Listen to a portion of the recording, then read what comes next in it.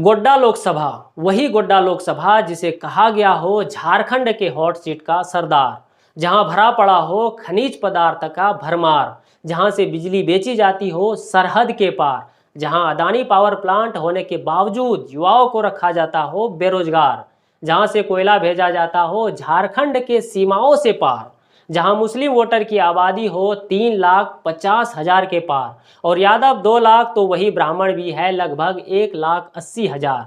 इसलिए तो गोड्डा लोकसभा को कहा गया है हॉट सीट का सरदार। तो चलिए बात करते हैं झारखंड के एक चर्चित और हॉट सीट गोड्डा लोकसभा के बारे में।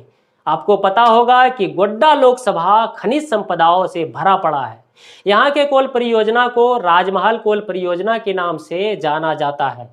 यहाँ कोयला खान गोड्डा जिला के महागामा, ललमटिया और सुंदर पहाड़ी के सीडी ब्लॉक में स्थित है। गोड्डा में एशिया का सबसे बड़ा ओपन कोल माइन है।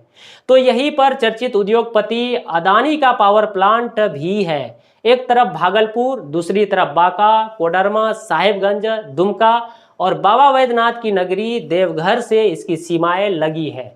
यह जिला पुराने संथाल परगना का एक भाग है, इसलिए इस क्षेत्र में संथाल जनजाति के लोग बहुत ज़्यादा रहते हैं। तो प्राचीन संथाल की संस्कृति की झलक भी आपको इस क्षेत्र में देखने को मिलेगा। आज़ाद भारत में जब 1951 में पहली बार चुनाव हुआ तो उसी समय से गोड्डा जिला संथाल परगना का हिस्सा था। उस जमाने में संथाल परगना का प्रमंडल संसदीय सीट पूर्णिया सह संथाल परगना और संथाल परगना सह हजारीबाग 2 सीट थी। इसमें 2 जनरल और 2 अनुसूचित जनजाति कैटेगरी से सांसद चुने गए थे। यानी देश आज़ाद होने के बाद जो पहला चुनाव हुआ उसमें संथाल परगना से 4 सांसद चुने गए थे। गोड्डा लोकसभा सीट पर शुरुआती दौर से ही कांग्रेस का दबदबा रहा है। 1962 और 1967 में यहाँ कांग्रेस के नेता प्रभु दया हिम्मत सिंह को जीत मिली। तो 1971 में कांग्रेस जगदीश मंडल गोड्डा से सांसद बने। आपातकाल के बाद 1977 में भारतीय लोक दल के नेता जगदम्बे प्रसाद यादव ने कांग्रेस की जीत पर रोक लगा दी, लेकिन फिर 1980 में कांग्रेस ने जबरदस्त वापसी की। जंग आज़ादी में हिस्सा ले चुके मौलाना समीउद्दीन 1980 और 1984 में जीतकर संसद पहुंचे। उसके बाद गोड्डा में पहली बार भारतीय जनता पार्टी का आगमन हुआ। 1989 के चुनाव में बीजेपी के टिकट पर जनार्दन यादव मैदान में उतरे और जीतकर संसद तक पहुंचे। फिर बीच में 1991 में झारखंड मुक्ति मोर्चा के टिकट पर सूरज मंडल यहां से सांसद चुने गए। 1996 और 1998 में यहां से तीनों बार भारतीय जनता पार्टी के जगदम्बी प्रसाद यादव चुनाव जीतकर संसद पहुंचे। 2002 में यहां से भारतीय जनता पार्टी से प्रदीप यादव सांसद चुने गए, जो वर्तमान में पोड़ैयाहाट कांग्रेस से विधायक है।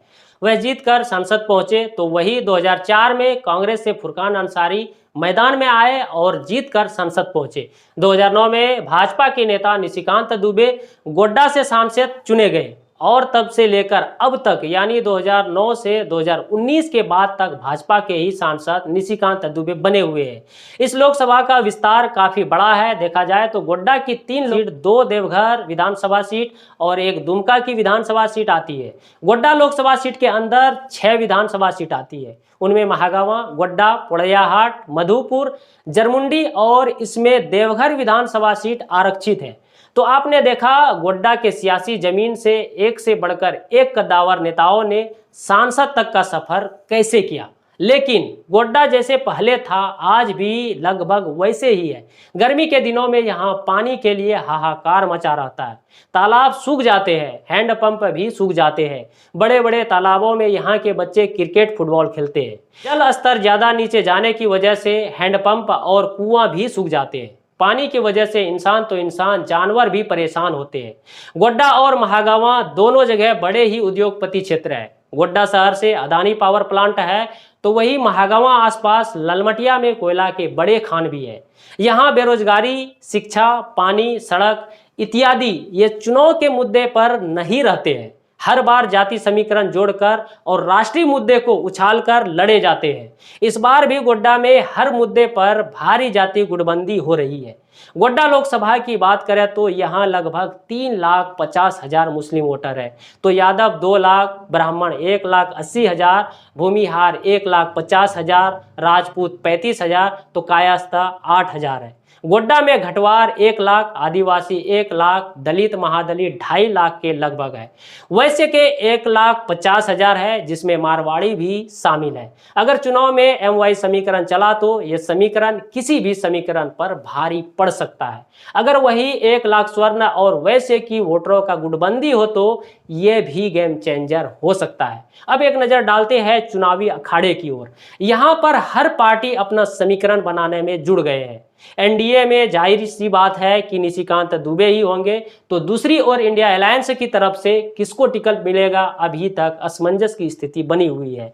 इंडियन अलायंस की ओर से कई नेता मैदान में उतरकर अपनी दावेदारी पेश कर रहे हैं, लेकिन जिस नाम का सबसे ज्यादा चर्चा हो रहा है वह है फुरकान अंसारी।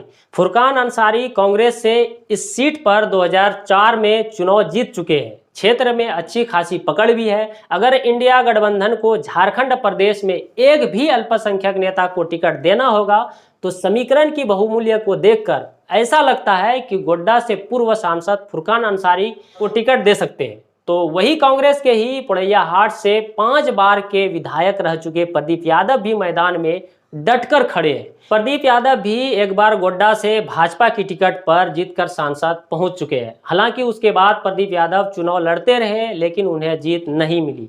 पिछली बार भी 2019 में JVM से टिकट लेकर चुनावी मैदान में आए, लेकिन फिर एक बार उन्हें शिकस्त मिली। उधर कांग्रेस से महागामा विधायक दीपिका पांडे सिंह को भी लेकर क्षेत्र में काफी चर्चाएं चल रही है। अब देखते हैं इंडिया गठबंधन गोड्डा से टिकट किसको देती है, ये तो आने वाला समय ही बताएगा। लेकिन INDIA गठबंधन से गोड्डा के लिए बेहतर विकल्प कौन होगा, आप अपनी राय हमें कमेंट बॉक्स में जरूर बताइएगा। जाते जाते आप हमें कमेंट बॉक्स में जरूर बताइएगा कि देसी तर्कस की ये पेशकश आपको कैसी लगी। आपके प्रतिक्रिया का हमें इंतजार रहेगा। जय हिंद।